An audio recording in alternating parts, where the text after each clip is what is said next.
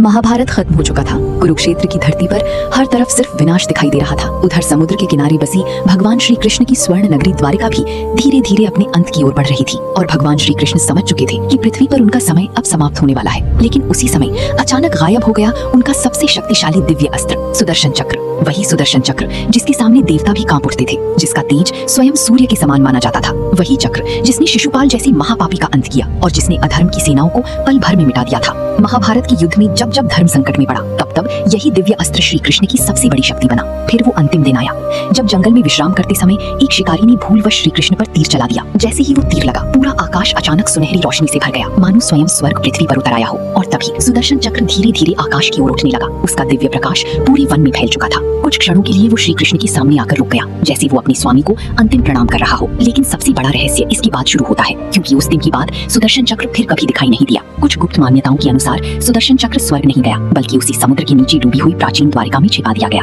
क्योंकि वो केवल एक अस्त्र नहीं था बल्कि स्वयं ब्रह्मांड की जीवित शक्ति माना जाता था। एक ऐसी शक्ति जिसे कलयुग के अंत तक छिपा कर रखना जरूरी था। आज भी कई गोताखोर दावा करते हैं कि द्वारिका के समुद्र के नीचे रात के समय एक रहस्यमयी सुनहरी रोशनी दिखाई देती है। क्या सुदर्शन चक्र आज भी वहीं मौजूद है या फिर वो कलयुग के अंत का इंतजार कर रहा है? ऐसे ही भारत के अनसुने रहस्यों को जानने के लिए अभी भारत महागाथा को फॉलो जरूर करें।